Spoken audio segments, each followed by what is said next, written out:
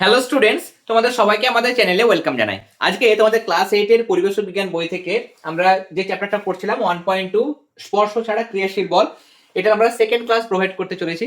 Already first ক্লাসে আমরা অনেক কিছু বেসিক কনসেপ্ট, মহাকর্ষ কি, অভিকর্ষ কি, স্পর্শ ছাড়া ক্রিয়াশীল বলের উদাহরণ কেমন, এবং মহাকর্ষ বলের মান নির্ণয়ের যে সমীকরণ সেখানে সেই জায়গাগুলো, এবং কিছু গাণিতিক বিষয় মানে আমাদের পেজ নম্বর 18 দেওয়া ছিল 18 পাতায়, সেগুলো কিন্তু আমরা আলোচনা করে নিয়েছি। যারা দেখোনি ফার্স্ট ক্লাসটা অবশ্যই দেখে নিও, তাহলে আজকের ক্লাসটা তোমাদের বুঝতে কিন্তু সুবিধা হবে। তাহলে চলো, আগের দিনের মতো আজকের ক্লাসটাও কিন্তু আমরা খুব সহজ করে মানে আজকের ক্লাসে একদম সহজ করে প্রত্যেকটা বিষয় বুঝে নেব। আমাদের এখানে মানে 19 পাতাতে দেখো উপর দিকে একটু গাণিতিক জিনিস রয়েছে, সেগুলো আমরা চলো আগে বুঝে নিই। কেমন, প্রত্যেকটা জিনিস আমাদের টেক্সট বুকে বুঝতে হবে, তাহলে আমাদের কনসেপ্ট গুলো ভালো রকম ভাবে ক্লিয়ার হবে। ধরো পৃথিবীর মধ্যে দুটো বস্তু রয়েছে, এ এবং বি, দুটি 1 কেজি ভরের বস্তু কণা পৃথিবী পৃষ্ঠের উপর পরস্পরকে মানে পরস্পর থেকে 1 মিটার দূরে আছে। তাহলে এই এ একটা বস্তু আর বি একটা বস্তু। আমি আগের ক্লাসে দুটো বস্তুর মাঝে দূরত্ব 1 কিলোমিটার ধরেছিলাম, তখন কিন্তু বলে দিয়েছিলাম যে আমি বোঝার জন্য ধরছি। ওকে, কিন্তু সিজিএস হলে দূরত্ব সেন্টিমিটার, এসআই হলে মিটার, তাহলে 1 মিটার লিখলে আরো ভালো হতো, কিন্তু আমি বোঝার জন্য তোমাদের বলে দিয়েছি জাস্ট ধরা হচ্ছে এটা যে 1 কিলোমিটার। ওকে, আদারওয়াইজ মিটার লেখাটা বেটার। তাহলে দুটো বস্তুর মাঝে দূরত্ব কত বোঝায়? 1 মিটার। দুটো বস্তু 1 মিটার দূরত্বে আছে এবং দুটোরই ভর হচ্ছে 1 কেজি, এটাও 1 কেজি, এটাও 1 কেজি। ওকে, দুটো বস্তুর ভরই হচ্ছে 1 কেজি। তাহলে মহাকর্ষ বলের মান কত?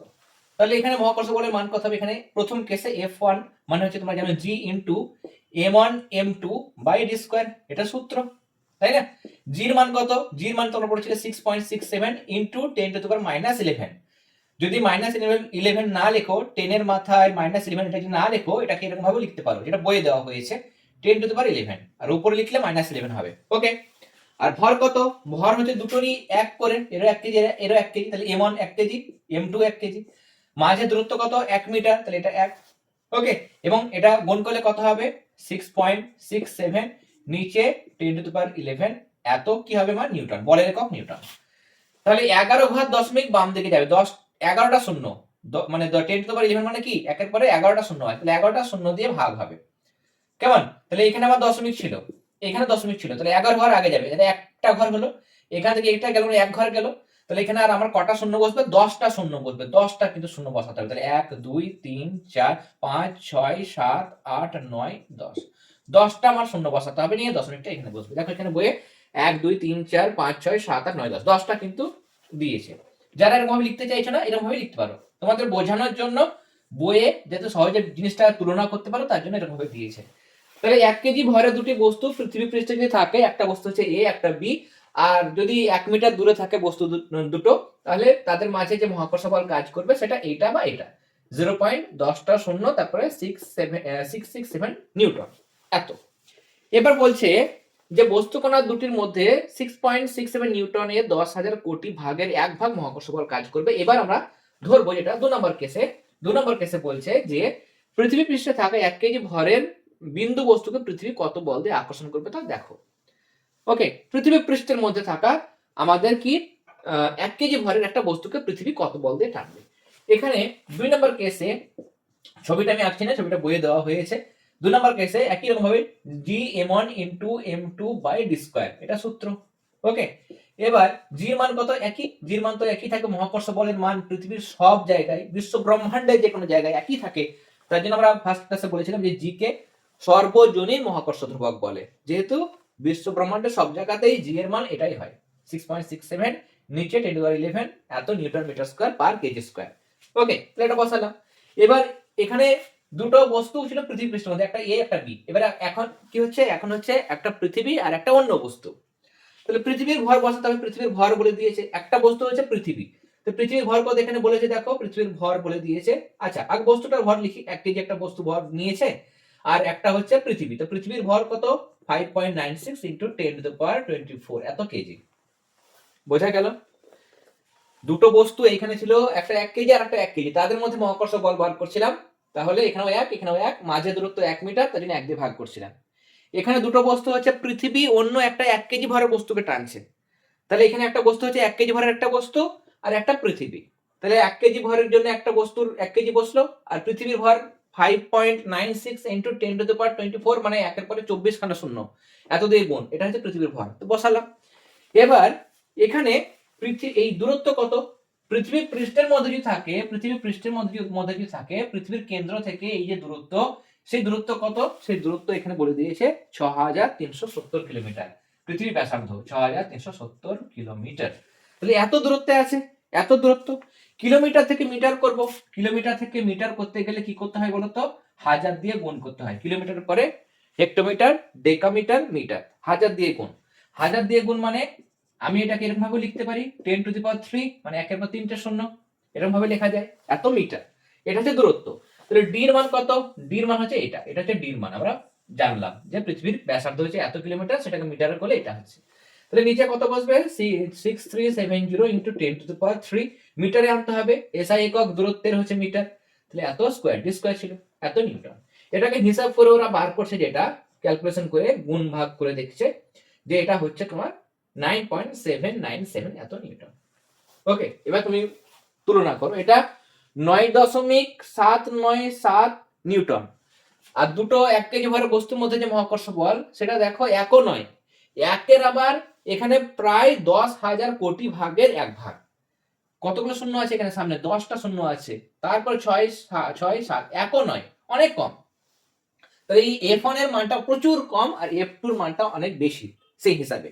ওকে, তাহলে এখানে মহাকর্ষ বলে যদি আমরা তুলনা করি, তাহলে F2 শুধু যে F1 এর থেকে বেশি তা নয়, অনেক বেশি। তার জন্য অনেকগুলো গ্রেটার দ্যান দেওয়া হয়েছে বইয়ে, অনেকগুলো গ্রেটার দ্যান দেওয়া হয়েছে। মানে এখানে বলতে চাইছে যে পৃথিবী 1 কেজি ভরের কোনো বস্তুকে যে বল দিয়ে টানে, মহাকর্ষ বল, সেই মহাকর্ষ বলের মান 1 কেজি ভরের দুটো বস্তুর মধ্যে যে মহাকর্ষ বল, তার থেকে প্রচুর প্রচুর প্রচুর কিন্তু বেশি। ওকে, এটা কিন্তু এখানে আমাদের দেওয়া হয়েছে। এবার এখানে আমাদের দেখো দেওয়া হয়েছে যে আমরা যদি 1 কেজি ভরের কোনো বস্তুকে পৃথিবী যে বল দিয়ে টানে, সেটা মান বার করি, তাহলে কি হয় বলো তো। আমরা সূত্র জানি, এখানে F = G m1 m2 d²। m1 যেটা, সেটা পৃথিবীর ভর, তাহলে বড় হাতের m ধরছি, মানে পৃথিবী 1 কেজি ভরের কোনো বস্তুকে নিজের কেন্দ্রের দিকে যে বল দিয়ে টানে, সেটার মান বার করব। তাহলে G m1 মানে পৃথিবী ধরলাম, তাহলে পৃথিবীর ভর m লিখলাম, বড় হাতের m, 1 কেজি ভরের সেটা 1 লিখলাম, 1 কেজি ভরের বস্তুকে যে বল দিয়ে টানছে। দূরত্ব সেটা r লিখলাম, তাহলে r²। তাহলে এটা কত হলো, F সমান G বড় হাতের m r², gm/r²। ওকে, এবার ওজন মানে কি, ওজন আর ভর কিন্তু আলাদা। ওজন মানে কি, ভর ইনটু অভিকর্ষজ ত্বরণ, ভর ইনটু অভিকর্ষজ ত্বরণ। ওকে, অভিকর্ষজ ত্বরণ এই জিনিসটা আমরা কি করে পাবো বলতো, এখান থেকে কি করে পাবো, এখান থেকে বার করার নিয়ম হচ্ছে যে আমরা ওয়েট মানে জানি, ওয়েট মানে হচ্ছে এই gm/r² বসাবো প্রথমে, gm/r² ইনটু তার সঙ্গে আমরা গুণ করব ভর। কেমন, কোন বস্তুর ভরকে আমরা গুণ করব, ভরের সঙ্গে বল যদি গুণ করি, ভরের সঙ্গে বল, তাহলে আমরা এটা ওজনটা পাই। কোন ভরের বস্তুকে, একক ভরের বস্তুকে পৃথিবী যে বল দিয়ে টানে, সেটাই তো তার ওজন। তাহলে ওজন মানে এই বলটা F, তার সঙ্গে ওই বস্তুটার ভর গুণ করব। ওকে, এবার এটা যদি গুণ করো, তাহলে এটা হয়ে যাচ্ছে দেখো gm/r² লিখেছে, এটাকে আলাদা করে লিখেছে, আর এখানে m টাকে আলাদা লিখেছে। এবার এই gm/r², এটা মানে কি, gm বাই বড় হাতের r², সেটা মানে হচ্ছে এই যে gm বাই বড় হাতের r², এইটা মানে হচ্ছে ছোট হাতের g। ছোট হাতের g মানে অভিকর্ষজ ত্বরণ। ওকে, তাহলে এখানে ছিল কি, এই জায়গাটার বদলে কি লিখবো, ছোট হাতের g লিখবো, আর এখানে m, তাহলে mg, w কত হয়ে গেল, mg। এটা কিন্তু আমাদের এখানে দেওয়া হয়েছে 19 নম্বর পাতাতে, দেখো শেষের দিকে কিন্তু দেওয়া হয়েছে। এরপরে আমাদের যে জায়গাগুলো পড়তে হবে, সেটা হচ্ছে আমাদের অভিকর্ষজ ত্বরণ কি, তারপরে গ্যালিলিও যে সূত্রগুলো আছে সেগুলো আমরা দেখব। আমি এই জায়গাটা দ্রুত ক্লিয়ার করে দিই, কেমন, ক্লিয়ার করে দেওয়ার পর যে জিনিসগুলো আছে আমরা সহজ করে পরপর পরপর বুঝবো। ওকে, এবং যদি কোনো জায়গা বুঝতে অসুবিধা হয়, মানে আরো একবার কিন্তু মানে ব্যাক করে ভিডিওটা চালিয়ে নেবে। ওকে, তারপর দেখবে ক্লিয়ার হয়ে যাবে। আর তারপরে যদি কোনো সমস্যা থাকে, হতেই পারে কারো হয়তো বুঝতে অসুবিধা হচ্ছে, 2বার বা 3বার ভিডিওটা দেখলে তারপরে যদি অসুবিধা থাকে, তাহলে তোমরা অবশ্যই কমেন্টে বলবে যে স্যার আমি এই জায়গাটা বুঝতে পারিনি বা এই জায়গাটা সমস্যা হচ্ছে। তাহলে আমি কোনো ক্লাসে সেই জিনিসগুলো বুঝিয়ে দেবো। ওকে, নেক্সট, এখানে আমাদের অভিকর্ষ মহাকর্ষ যে জিনিসগুলো আছে, সেই জিনিসগুলো কিন্তু আমরা এবার দেখব। ওকে, মানে অভিকর্ষজ ত্বরণটা, অভিকর্ষ মহাকর্ষ তো জায়গাগুলো হয়ে গেছে, অভিকর্ষজ ত্বরণ আমরা দেখব। ওকে, প্রশ্ন আছে অভিকর্ষজ ত্বরণ কাকে বলে? অভিকর্ষজ ত্বরণ কাকে বলে? মনে রাখবে, অভিকর্ষ বলের ক্রিয়াতে অবাধে পতনশীল বস্তুতে নিম্ন অভিমুখে যে ত্বরণ সৃষ্টি হয় তাকে অভিকর্ষজ ত্বরণ বলে। মানে কি? অভিকর্ষ বল দিয়ে পৃথিবী যে কোনো বস্তুকে নিজের কেন্দ্রের দিকে টানে। দেখছি আমরা আগের ক্লাসে, এটা যদি থাকে আমি যদি ফেলে দিই তা নিচের দিকে পড়ে যাবে। কেন? তার কারণ পৃথিবী তার পৃথিবী পৃষ্ঠের উপরে থাকা বা পৃথিবীর কাছাকাছি থাকা কোনো বস্তুকে নিজের কেন্দ্রের দিকে টানে। ওকে, তাহলে এখানে আমাদের অভিকর্ষজ ত্বরণ মানে যখন পৃথিবী কোনো বস্তুকে নিজের কেন্দ্রের দিকে টানছে তখন এখানে যদি ছেড়ে দিই হু হু করে বেগ বাড়তে লাগে এবং মাটি টাচ করার আগে তার বেগটা সব থেকে বেশি হয়। হাতে যদি আমি এটা ছেড়ে দিই, হাতে ছেড়ে দিলে এই বেগটা হাতের কাছে বেগটা কম থাকে, যত নিচে আসে বেগটা কিন্তু বাড়ে, বেগটা কিন্তু কি হয়? বাড়ে, তাই না? তাহলে এই যে বেগ বৃদ্ধির হারকে কি বলে? বেগ বৃদ্ধির হারকে তোমরা ক্লাস 7 পড়ে এসেছো যে ত্বরণ বলা হয়। ওকে, তাহলে অভিকর্ষ বলের প্রভাবে বা অভিকর্ষ বলের ক্রিয়ায় নিচের দিকে পতনশীল কোনো বস্তুতে যে ত্বরণ হয়, অভিকর্ষ বলের ক্রিয়ায় পৃথিবীর নিচের দিকে পতনশীল কোনো বস্তুর মধ্যে যে ত্বরণ সৃষ্টি হয় সেটাকে বলা হয় অভিকর্ষজ ত্বরণ। ওকে, এবং এটাকে আমরা এসআই এককে, অভিকর্ষজ ত্বরণের মান কত? এর মান হচ্ছে এসআই এককে কত? 9.81 এত metre per second square. 9.81 metre per second square. যদি সিজিএস এ লিখি অভিকর্ষজ ত্বরণের মান, সিজিএস কত হবে? 981 সেন্টিমিটার পার সেকেন্ড স্কয়ার। এখানে মানে 9.8ও লেখা যায়, 9.8 মিটার পার সেকেন্ড স্কয়ার লেখা যায়, এটাকে তখন সেরকম ভাবে 980 লেখা যায়। কেমন? এখানে কিছু না মানে শূন্য আছে, 980 সেন্টিমিটার পার সেকেন্ড স্কয়ার লেখা যায়। ওকে, এটাও লিখতে পারো, এটাও লিখতে পারো, উপরটা লিখলে বেশি ভালো। ওকে, তাহলে আমাদের কিন্তু প্রশ্ন আছে এটা যে অভিকর্ষজ ত্বরণের মান কত, সিজিএসএ কত বা এসআই পদ্ধতিতে মান কত, সেটা কিন্তু আসে, তখন কিন্তু তোমরা এটা লিখবে। এবারে আমাদের এখানে ছবি দেওয়া হয়েছে, বিখ্যাত যেটা গ্রিসের দার্শনিক অ্যারিস্টটল, তিনি একটা জিনিস ভাবতেন, যে অ্যারিস্টটলের কথা বলছি আমি। কার কথা বলছি? অ্যারিস্টটল। কেমন? তিনি একজন গ্রিক দার্শনিক ছিলেন। ওকে, অ্যারিস্টটল ভাবতেন যে উপর থেকে যদি একটা ভারী জিনিস আর একটা হালকা জিনিস ফেলে দিই তাহলে ভারী জিনিসটা আগে মাটিতে পড়বে আর হালকা জিনিসটা পরে মাটিতে পড়বে। ওকে, মানে আমি যদি একটা কয়েন আর একটা ইট হয়তো 10 তলা বিল্ডিং থেকে ফেলছি, তাহলে ইটটা ভারী তার জন্য আগে পড়বে আর কয়েনটা হালকা ইটের থেকে তার জন্য পরে পড়বে, তারপরে মানে ইটের পরে পড়বে। এটা মনে করতেন আগেকার মানুষরা। প্লাস অ্যারিস্টটল কিন্তু সেটাই ভাবতেন এবং সেটাই বলতেন যে তাই, যে আমাদের দুটো যদি আলাদা আলাদা ভরের বস্তু হয়, যেটা ভারী বস্তু সেটা আগে পড়বে নিচে, হালকা বস্তুটা পরে পড়বে। কিন্তু পরবর্তীকালে এই ধারণাটা ক্যান্সেল হয়ে যায়। পরে বিজ্ঞানী গ্যালিলি বা গ্যালিলাই, ওকে গ্যালিলাই দেওয়া হয়েছে, তিনি প্রমাণ করেন যে একই উচ্চতা থেকে মানে 10 তলা বিল্ডিং থেকে যদি একটা ভারী জিনিস ইট আর একটা যদি পাখির পালকও ফেলে দিই, দুটো জিনিসই কিন্তু একই সঙ্গে মাটিতে পড়বে যদি কোনো বাধা না থাকে। তার উপর যদি কোনো বল কাজ না করে তাহলে দুটো বস্তুই, সে যে কোনো ভরের হোক, একটা হালকা একটা ভারী হোক, দুটো বস্তুই কিন্তু একই উচ্চতা থেকে মাটি মানে ফেলে দিলে একই সঙ্গে মাটিতে পড়বে। কে বলেছিলেন এটা? এটা তিনি কে বলেছিলেন? এটা বলেছিলেন যে গ্যালিলিও। এবং শোনা যায় গ্যালিলিও একই আয়তনে একটা নিরেট লোহার গোলক নিয়েছিলেন আর একটা কাঠের গোলক নিয়ে পিসা শহরের হেলানো মিনার, পিসার হেলানো মিনার থেকে দেখো ছবি দেওয়া হয়েছে বইয়ে 20 পাতায়, একই সঙ্গে একটা কাঠের এবং লোহার বল, অবশ্যই কাঠের লোহার বলটা ভারী আর কাঠেরটা হালকা, ফেলে দিয়েছিলেন, দেখলেন যে দুটো বলই একই সঙ্গে মাটিতে পড়লো। যদিও লোহারটা ভারী কাঠেরটা হালকা, তবুও দেখছে দুটো বলই কিন্তু একই সঙ্গে মাটিতে পড়লো। এবং তারপর তিনি গ্যালিলিও কি করলেন? সূত্র দিলেন দুটো, মানে আমাদের এখানে 3টে সূত্র রয়েছে, গ্যালিলিও 3টে সূত্র, দারুণ ইম্পর্টেন্ট পরীক্ষার জন্য, ফার্স্ট টার্মের পরীক্ষার জন্য ভীষণ ভীষণ ইম্পর্টেন্ট, অবশ্যই ভালো করে কিন্তু তোমরা করে যাবে, বলবো আমি। 21 পাতায় একটা জায়গা রয়েছে, পতনশীল বস্তু কাকে বলে? পৃথিবীর টানে কোনো বস্তু পৃথিবীর দিকে পড়তে থাকলে তাকে পতনশীল বস্তু বলে। পতনশীল মানে পড়ছে, পৃথিবীর অভিকর্ষ বলের টানে কোনো বস্তু যখন নিচের দিকে পড়ে সেটাকে পতনশীল বস্তু বলে। ওকে, গ্যালিলিওর সূত্র দেখবো আমরা, গ্যালিলিওর এবার সূত্র দেখবো আমরা। কটা সূত্র দিয়েছেন তিনি?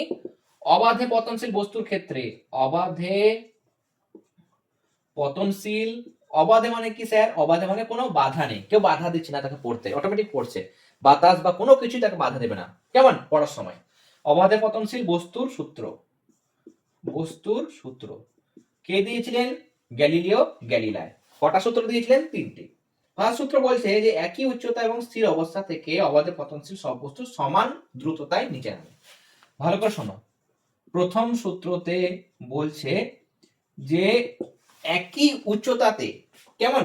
একই উচ্চতা এবং স্থির অবস্থা থেকে, একই উচ্চতা এবং স্থির অবস্থা থেকে যদি আমরা দুটো বস্তু, একটা বস্তু একই উচ্চতা থেকে এবং স্থির অবস্থা থেকে, স্থির আছে, যদি আমি ফেলে দিই, দুটোই কিন্তু একই দ্রুততায় নিচের দিকে পড়বে। একই দ্রুততা মানে কি স্যার? একই স্পিডে পড়বে। এ যদি 30 কিলোমিটার পার বেগে নিচে পড়ে, এও 30 কিলোমিটার বেগে নিচে পড়বে। এ যদি 10 কিলোমিটার পার বেগে নিচে পড়ে, এও 10 কিলোমিটার বেগে নিচে পড়বে। যদি আমরা দুটো বস্তুকে স্থির অবস্থায় একই অবস্থান থেকে নিচের দিকে ফেলে দিই একই সঙ্গে, তাহলে দুটো বস্তুই সমান দ্রুততায় মানে একই বেগে নিচের দিকে পড়তে থাকে। এটা হচ্ছে গ্যালিলিওর প্রথম সূত্র, অবাধে পতনশীল বস্তুর ক্ষেত্রে প্রথম সূত্র। 2 নম্বর সূত্র, যেটা দ্বিতীয় সূত্র, তোমাদের বইয়ে দেওয়া হয়েছে, তাই জন্য আমি লিখে সময় নষ্ট করছি না, মাঝের দিকে পেজে থেকে দেওয়া হয়েছে, কেমন? মাঝে 21 পাতার মাঝামাঝি 1 2 3 করে নাম্বার দেওয়া হয়েছে। 1 নম্বর সূত্র এটা, 2 নম্বর সূত্র বুঝিয়ে দিচ্ছি তোমাদের। এখানে বলছে যে সময় বাড়ার সঙ্গে সঙ্গে পতনশীল বস্তুর বেগ বাড়ে। মানে কি? ধরো এই একটা বস্তু আছে, ধরো আমি উপর থেকে ফেলছি, তাহলে এখানে যেই পড়ছে, যখন এখানে বেগটা যা আরো নিচে গেল তখন আরো বেগ বেশি। এরকম ভাবে মাটি টাচ করার আগে বেগ সব থেকে বেশি হয়। যেই পড়বে এই নিচে, বেগটা কিন্তু বাড়ছে। কেমন? তাহলে সময় বাড়ার সঙ্গে সঙ্গে এখানে ফেলছি, স্টার্ট করছি, 1 সেকেন্ড পরে এখানে আসলো, 2 সেকেন্ড পরে এখানে, 3 সেকেন্ড পর আরো নিচে, 4 সেকেন্ড পর মাটি টাচ করলো। মাটি টাচ করার আগে বেগ আরো বেশি হয়। তাহলে যত নিচে যায় তত বেগ বাড়ে। মানে সময় বাড়ার সঙ্গে সঙ্গে অবাধে পতনশীল বস্তুর বেগ বাড়ে। সময় বাড়ার সাথে সাথে অবাধে পতনশীল বস্তুর বেগ কিন্তু বাড়ে। এটা হচ্ছে 2 নম্বর সূত্র। কেমন? 3 নম্বর সূত্র বলছে সময় বাড়ার সঙ্গে সঙ্গে পতনশীল বস্তুর অতিক্রান্ত দূরত্ব বাড়ে। এটা হচ্ছে তৃতীয় সূত্র। তৃতীয় সূত্র কি বলছে? সময় বাড়ার সাথে সাথে অবাধে পতনশীল বস্তুর অতিক্রান্ত দূরত্ব বাড়ে। মানে কি? 1 সেকেন্ডে যা যাবে, বলছে 2 সেকেন্ডে আরো দূরত্ব যাবে। অবশ্যই সেটাই তো। ও তো অবাধ মাঝখানে তো ধরে নিচ্ছি না, ও তো পড়ছে। তাহলে 1 সেকেন্ডে এইটুকু গেল, 2 সেকেন্ডে আরো নিচে গেল, 3 সেকেন্ডে আরো নিচে গেল, পড়ছে, সেটা অবাধে পতনশীল। তাহলে অবাধে পতনশীল বস্তুর ক্ষেত্রে সময়ের সাথে সাথে যে পথটা যাচ্ছে, যে দূরত্বটা নামছে ও নিচে, সেটা বাড়ছে। সেটা ভালো ভাষায় কি বলা হচ্ছে? অতিক্রান্ত দূরত্ব। ওকে, তাহলে সময় বাড়ার সাথে সাথে অবাধে পতনশীল বস্তুর অতিক্রান্ত দূরত্ব কি হয়? বাড়ে। অতিক্রান্ত দূরত্ব বাড়ে। এই 3টে সূত্র কিন্তু তোমাদের মনে রাখতে হবে। কেমন? প্রথম সূত্র, একই উচ্চতা স্থির অবস্থান থেকে যদি অবাধে পতনশীল বস্তু যদি নিচে ফেলা হয়, তাহলে সমান দ্রুততায় মানে একই বেগে নিচে পড়বে। 2 নম্বর সূত্র হচ্ছে সময় বাড়ার সাথে সাথে অবাধে পতনশীল বস্তুর বেগ বাড়বে। 3 নম্বর সূত্র বলছে যে সময় বাড়ার সঙ্গে সঙ্গে পতনশীল বস্তুর অতিক্রান্ত দূরত্ব সেটা কিন্তু বাড়বে। এই 3টে হচ্ছে সূত্র, সেটা কিন্তু আমাদের ভালো করে মাথার মধ্যে গেঁথে নিতে হবে। ওকে, এবার আমরা দুটো জিনিস পড়বো, সেটা হচ্ছে এই 3টে সূত্র পড়ার পর আমরা আর কিছু কিছু জিনিস আজকে দেখবো, সেটা হচ্ছে ভর ও ওজন। দুটো জিনিস কিন্তু আলাদা। ভর মানে কি? ভর মানে হচ্ছে মাস। ওজন মানে কি? ওজন মানে হচ্ছে ওয়েট। তাও স্যার বুঝতে পারলাম না কি জিনিস। ভর মানে কোন বস্তুর মধ্যে মোট যে পরিমাণ জড় পদার্থ থাকে। ধরো আচ্ছা, এই মার্কারটা দিয়ে বোঝায়, এই মার্কারটার মধ্যে যে জড় বস্তুটুকু আছে, সেইটাকে তার ভর বলে। একটা যদি ইরেজার নিলাম, তাহলে সেই ইরেজারের মধ্যে যতটুকু জড় বস্তু আছে, সে বস্তু তো আছে, কিছু জিনিস জড় পদার্থ নিয়ে তৈরি, তাহলে সেই যে জড় বস্তু যতটুকু রয়েছে সেই পরিমাণটাকে বলবো তার ভর। ওকে, তাহলে কোনো বস্তুর মধ্যে যে পরিমাণ জড় বস্তু থাকে সেটাকে তার ভর বলে। আর ওজন কি? এবার এই বস্তুটাকে পৃথিবী যে বল দিয়ে নিচের দিকে টানে, সেটাকে বলা হয় ওজন। ওকে, তাহলে ভর মানে কোনো জড় বস্তুর মধ্যে থাকা পরিমাণ, কোনো বস্তুর মধ্যে থাকা পরিমাণ যেটা, সেটাকে আমরা বলবো তার ভর। আর ওজন মানে সেই বস্তুটাকেই, কোনো বস্তুকে পৃথিবী যে বল দিয়ে নিজের দিকে টানে, নিজের দিকে আকর্ষণ করে বা টানে, সেটাকে বলা হয় তার ওজন। ওকে, আর সম্পর্ক দেখেছিলাম আমরা, সম্পর্ক যেটা দেখেছি, ওজন এবং ভরের মধ্যে সম্পর্ক লেখো, তাহলে ওজন মানে লিখবে ভর ইন্টু অভিকর্ষজ ত্বরণ। ওজন মানে কি? ডব্লিউ, ভর মানে এম, অভিকর্ষ ত্বরণ জি, তাহলে W is equal to M into G. এটা হচ্ছে সম্পর্ক। কার কার? ভর এবং ওজনের মধ্যে সম্পর্ক। এটা কিন্তু পরীক্ষায় আসে, অনেক স্কুলে আসে, এটা কিন্তু অবশ্যই মনে রাখবে।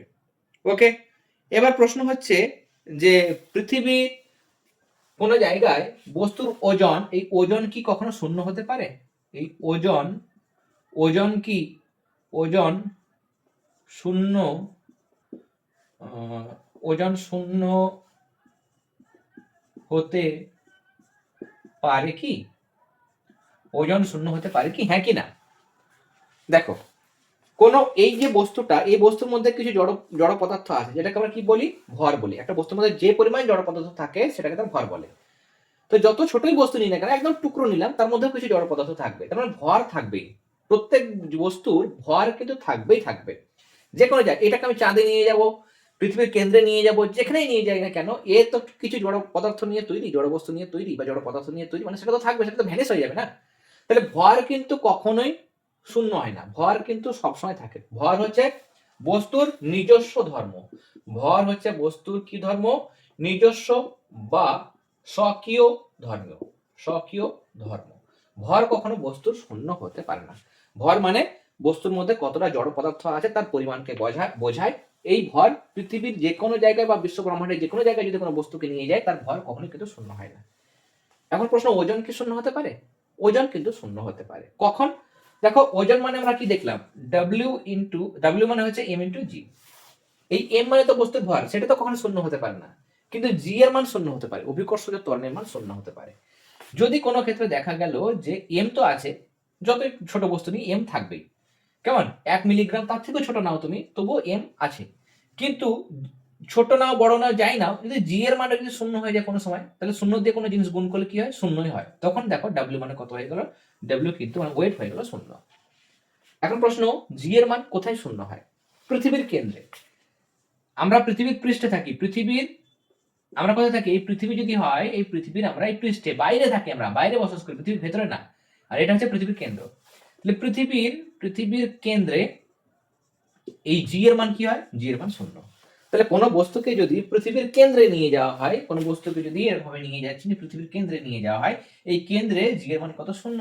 তাহলে পৃথিবীর কেন্দ্রে কোনো বস্তুকে নিয়ে গেলে জি এর মান বা অভিকর্ষজ ত্বরণের মান শূন্য হয়, তখন সেই বস্তুর ওজন শূন্য হয়। যেহেতু ওজন মানে হচ্ছে ভর ইন্টু অভিকর্ষজ ত্বরণ। ওকে, বোঝা গেল? তাহলে বস্তুর ভর শূন্য হতে পারে না, কিন্তু বস্তুর ওজন শূন্য হতে পারে।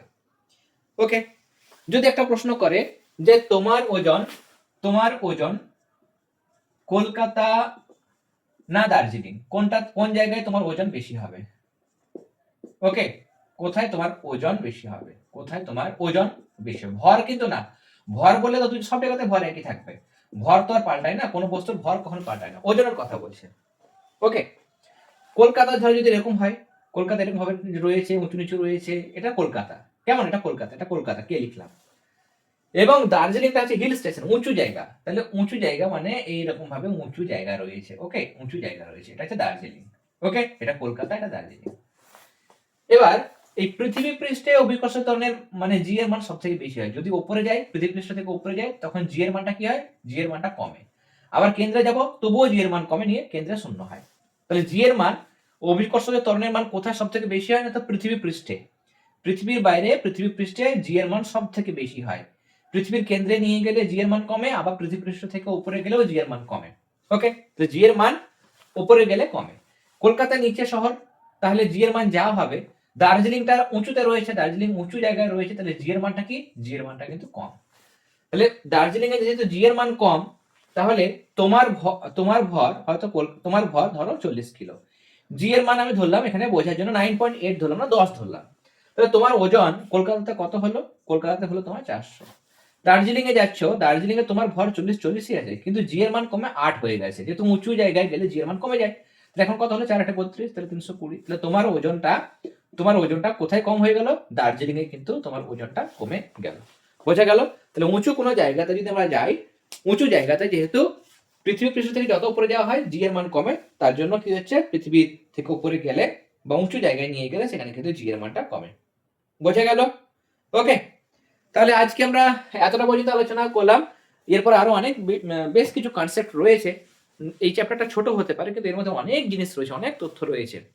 আমাদের 1.1 বল ও চাপ এবং 1.2 স্পর্শ ছাড়া ক্রিয়াশীল বল, এই দুটো চ্যাপ্টার মিলে ফার্স্ট টার্মে 10 নম্বরের প্রশ্নপত্র হবে। ওকে, 10 নম্বর আসবে, মানে বল ও চাপ থেকে 5 নম্বর, আর এই স্পর্শ ছাড়া ক্রিয়াশীল বল থেকে 5 নম্বর। ওকে, মোট আমাদের তো 30 নম্বরের প্রশ্নপত্র হয়, যার মধ্যে আমাদের 5 নম্বর বলচাপ হয়ে গেছে চ্যাপ্টার, এটা 5 নম্বর আছে এই চ্যাপ্টার থেকে 1.2, সেটা আমাদের চলছে। আর আমাদের মোটামুটি 1-2 ক্লাসের মধ্যে আমরা এটা কমপ্লিট করে দেবো। ওকে, যাই হোক, এতটা পর্যন্ত আমাদের আজকে ক্লাস হলো। আজকের ক্লাসটি ভালো লেগে থাকলে অবশ্যই ক্লাসটাতে লাইক দেবে। যারা প্রথমবার চ্যানেলটিতে এসেছে অবশ্যই তোমরা কিন্তু সাবস্ক্রাইব করে নিও। আর যারা পুরোনো ক্লাসগুলো দেখোনি, ক্লাস 8 এর পরিবেশ ও বিজ্ঞানের প্লেলিস্ট তোমরা আমাদের চ্যানেলের প্লেলিস্ট অপশনে গেলেই পেয়ে যাবে। খুঁজতে অসুবিধা হলে কমেন্টে জানাবে, আমি সেখানে লিঙ্কটা দিয়ে দেবো। ওকে, তোমরা কিন্তু অবশ্যই ক্লাসগুলো দেখবে। ভালো লাগলে ক্লাসগুলো ভালো লাগলে অবশ্যই লাইক দেবে এবং বন্ধুদের সাথেও কিন্তু ক্লাসগুলো শেয়ার করে নেবে। ওকে, তো তোমরা সবাই খুব ভালো থেকো, সবাইকে অল দ্য ভেরি বেস্ট।